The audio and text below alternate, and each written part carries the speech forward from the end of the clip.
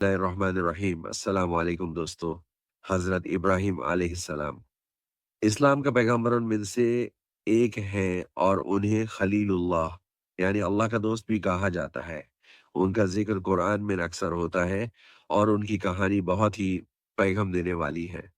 حضرت ابراہیم علیہ السلام نے اللہ کی وحدانیات کو پھیلانے کے لیے اپنی زندگی کا بہت بڑا حصہ خرچ کیا۔ ان کی فیملی میں ان کی بیوی حضرت سارہ علیہ السلام اور ایک بہت ہی مشہور بیٹا ہے حضرت اسماعیل علیہ السلام۔ یہ سب سے پہلے ان کی بیوی سے نہیں ہوئے بلکہ ان کی بیوی حضرت سارہ علیہ السلام کے ساتھ ان کی دعاؤں کا سلسلہ چلا۔ حضرت ابراہیم علیہ السلام نے اللہ سے دعا کی، کافی وقت گزرا لیکن انہیں کوئی بیٹا نہیں ملا۔ بعد میں حضرت ابراہیم علیہ السلام کی بیوی حضرت حجر علیہ السلام تھی جن سے انہیں حضرت اسماعیل علیہ السلام ہوا۔ اللہ نے ان کی دعا کو قبول کیا اور انہیں بیٹا دیا۔ یہ کہانی ہمیں یہ سکھاتی ہے کہ صبر اور دعا کا کتنا وقت ہے اور اللہ کی طرف سے وہ سب کچھ ممکن ہے جو انسان سوچ بھی نہیں سکتا۔ حضرت ابراہیم علیہ السلام کے ایمان اور ان کی استقامت کی مثال ہر مسلمان کے لیے ہے۔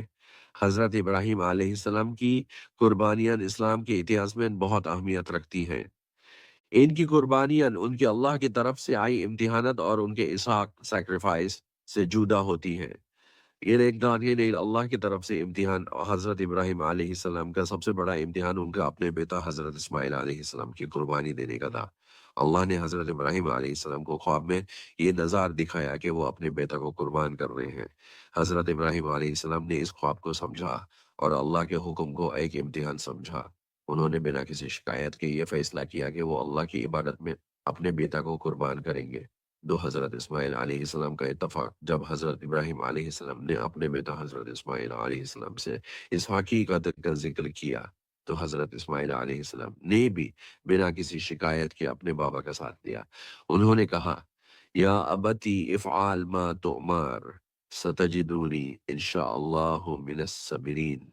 Oh my father, do as you are commanded. You will find me, if Allah wills, among the patient. یہ ان کا ایمان اور اللہ کی طرف رجوع کرنے کا نظر ہے کہ وہ اپنے اللہ کے حکم کو سمجھتے ہیں اور اس پر عمل کرنے کو تیار ہیں۔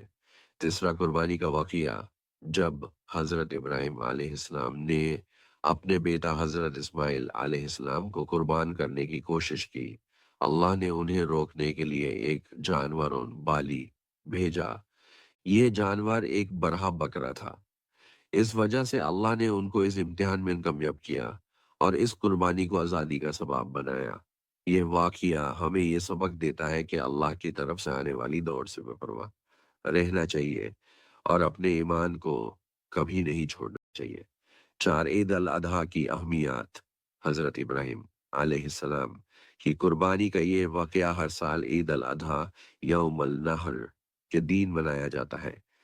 اس دن مسلمان اپنے گھروں میں جانوروں کی قربانی دیتے ہیں جو ان کی طرف سے اللہ کی رحمت اور شکر گزاری کا اظہار ہے۔ یہ قربانی وہ کیا جاتا ہے تاکہ اللہ کی طرف سے ان کے دل کی خواہشات اور ریاضت کا اظہار ہو۔ 5 قربانی کا پیغام۔